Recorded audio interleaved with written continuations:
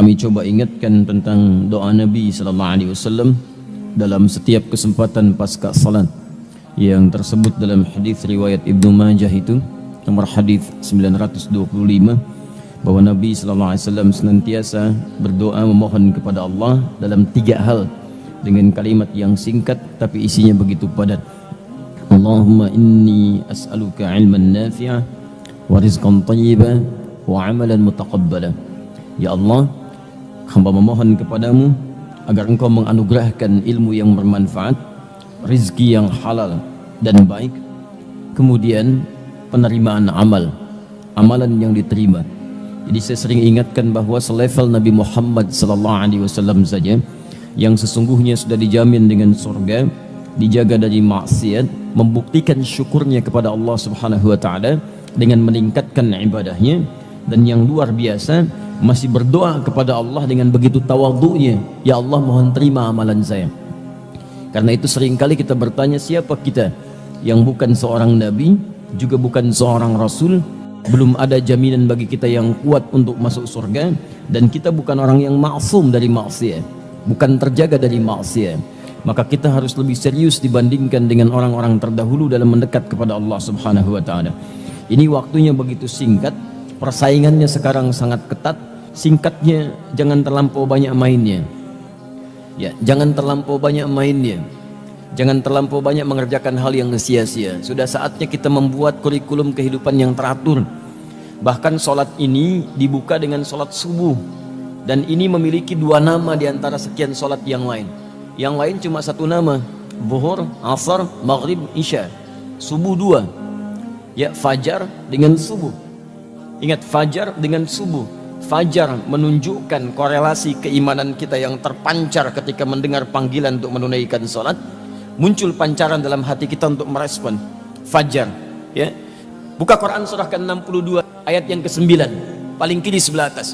Ya ayyuhalladzina amanu idza nudiya lis-salati min yaumil jumu'ati fas'au ila dzikrillah.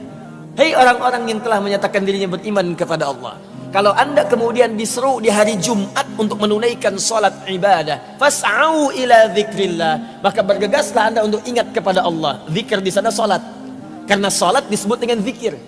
Dari mana taunya? Buka Quran surah ke-20 Thaha ayat yang ke-14. Allah menyebut kepada Musa alaihi salam untuk menetapkan Allah sebagai Rabb, menyembahnya dan tunaikan bukti penyembahan itu dengan sholat, disebut zikir. Kata Allah, innani anallah la ilaha illa ana fa'budni wa aqimis salata li dzikri wa aqimis salata li dzikri. Musa, saya Allah, tidak ada Tuhan selain saya. Ya, fa'budni. Jadi kalau anda sudah mengatakan Allah Tuhan saya, maka anda pun berkomitmen untuk menyembahnya. Oh, hati-hati nih, orang yang mengatakan asyhadu an la ilaha illallah, tidak cukup dengan mengatakan saya muslim, percaya dengan Allah. Anda dituntut membuktikan kepercayaan dan keyakinan itu dengan pembuktian penyembahan kepada Allah. Makanya ketika Allah mengatakan kepada Musa, saya Tuhan, kamu harus yakin saya Allah, tapi tidak cukup meyakini saya sebagai Allah. Fa'budni, buktikan keyakinanmu dengan menyembah saya. Bagaimana caranya? Wa aqimis shalah. Pertama, ibadah yang paling pokok, tunaikan salat. Jadi kalau ada orang bersyahadat mengaku muslim tapi tidak mau sholat, ini menunjukkan ada masalah dalam syahadatnya. Karena nama Allah tidak sekedar menunjuk pada aspek ketuhanannya, tapi juga ubudiyah, pembuktian penyembahan kepada Allah Subhanahu wa taala. Wa aqimis salata lidzikri, tunaikan salat sebagai zikir kepada saya. Di surah Quran surah Al-Jumu'ah disebut kita fas'au ila dzikrillah. Kalau sudah tiba hari Jumat, cepat-cepat siapkan diri untuk menunaikan sholat Jumat sebagai zikir kita kepada Allah. Kalimatnya menggunakan fas'au. Bersegera di sana, siap-siap mandi dulu, siapkan wewangian. Jadi kalau waktu Jumatnya misal 11.58, ya antum siap-siap dari jam 11, siap-siap dari setengah 11, bahkan malamnya siapkan di pakaian untuk Jumat. Ini wewangiannya. Saya mau Jumatan di masjid mana? Jarak dari kantor ke masjid sekian. Jam berapa saya berangkat? Tiba untuk mengejar saf yang pertama. Keberkahannya banyak. Ada rizki, ada terkabulnya doa, ada macam-macam, ada ketenangan, ada pengabulan segala hal yang dimintakan, ada semuanya. Makanya saking pentingnya dan manfaatnya Jumat itu diminta antum bersegera. Bukankah kalau ada pengumuman mengatakan kepada Anda, di Masjid Al-Azhar besok ini akan ada pembagian bonus untuk setiap yang datang ngambil saf pertama, masing-masing mendapatkan 10 juta.